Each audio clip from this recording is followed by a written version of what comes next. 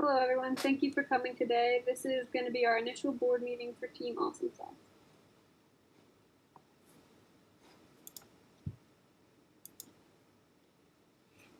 Today, our agenda for the meeting is going to be to discuss our mission statement, to go over our SWOT analysis.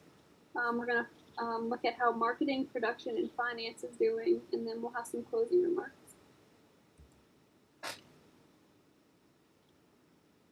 The mission statement for our company is our innovation and product development will necessitate focus to create customer satisfaction. This will ensure a lifetime of loyalty. So our company needs to look at how we're going to stay ahead of the competition. So our company needs to have the mindset of expansion. There's no better time to expand than now, since we're kind of in a limited time frame. So during expansion, we need to build new facilities to expand production possibilities. We need to develop new products to release. This will help us broaden our customer range. We really need to expand our market presence so that we can be more well known. We need to discuss these expansions early on so that we can really get the benefits of them. It's going to take years for some of the changes to take effect just because of how big they are and all the work that's going to go into them. So, like I said, the more time we have, the better. More customers can be reached if we have these accommodations, and as we expand, hopefully we can be ahead of the competitors. A SWOT analysis for our company. We have some really good, strong employees that understand the concepts. All of our vehicles have high ISSQ scores, so that's really going to be beneficial for us because they're going to appeal to the customers. All of our vehicles are extremely innovative, and we have competitive pricing with the competitors. Some weaknesses that our company has noticed that we need to work on is that obviously we're a new company just getting into the market. So as we get experience, obviously we're going to be better. We won't be a new company anymore. Our name will be out there. Right now we kind of have a limited product lineup. And as I mentioned in the previous slide, we're trying to expand, so that will help us out with our limited product lineup. And lack of presence in the market is a weakness right now. Moving on to opportunities that we can build upon these weaknesses is the ability to learn and use new technologies, new product launch to expand our lineup and get in with dealerships and dealerships so that we can get our product out there, get our name known. Some threats we have are obviously the other competition in the market. Since we're all kind of getting into the market at the same time, we really have to fight for customers. And if our products are the best, then we can win against the competition. Taxes and tariffs obviously are going to be a threat to any business. And then, as I mentioned, since we're all coming into the market at the same time, there can be reduced customer buying power. And since we're a new company, we kind of have a lack of financing.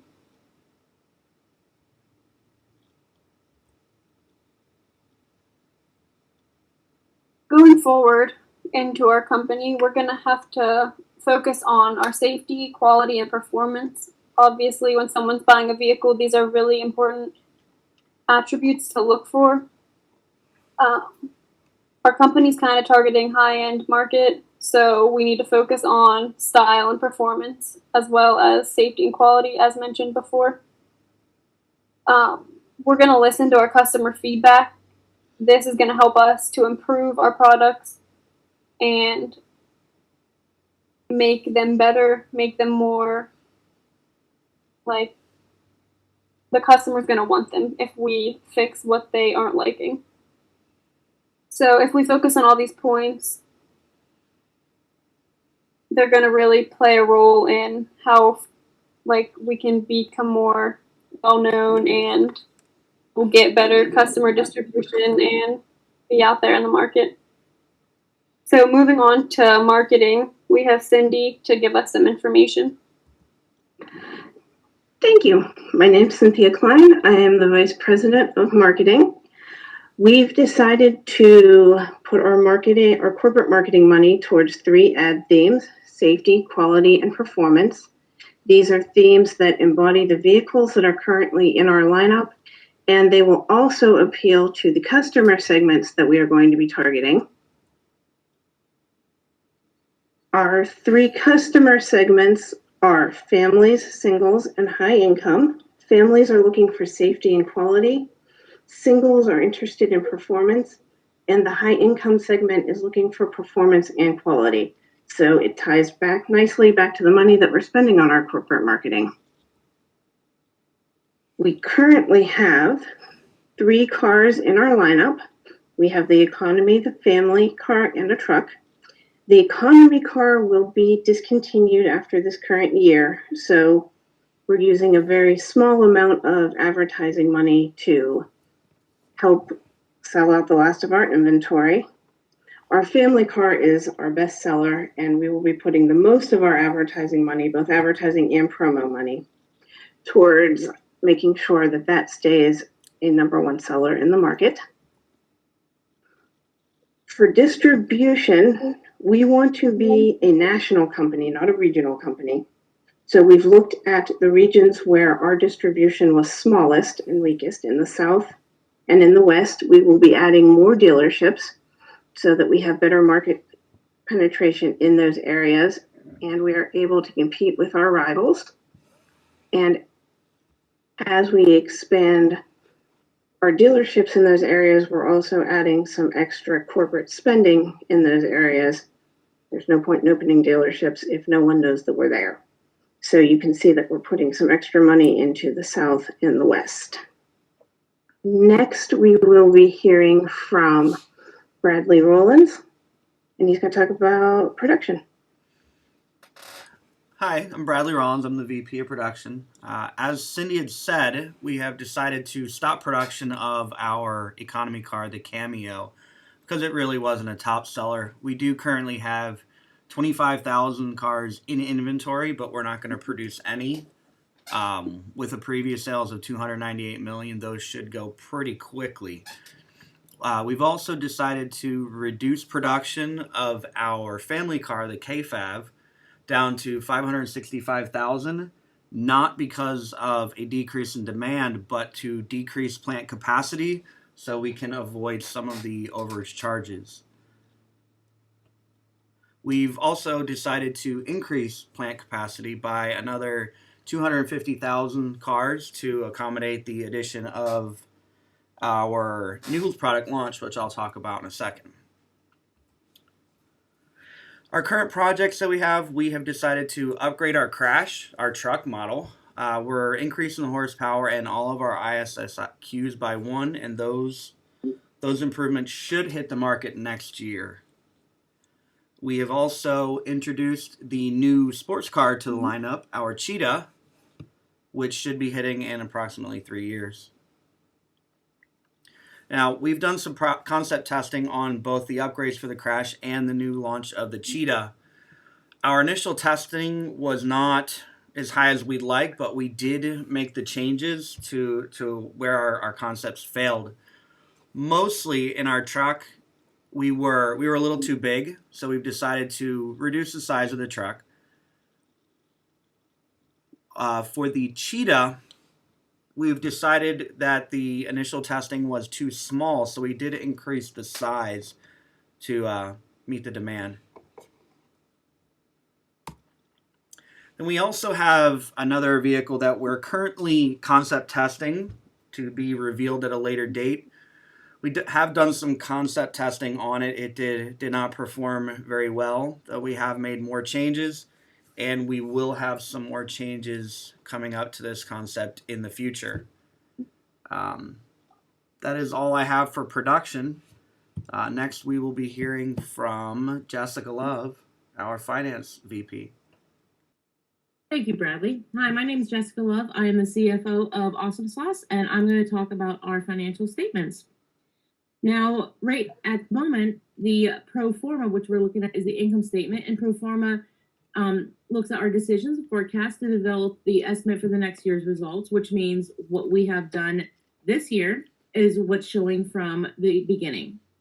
Right now, our sales have decreased by $1.5 million due to stopping the production of the Cameo to make room for our new vehicle, which is the Cheetah.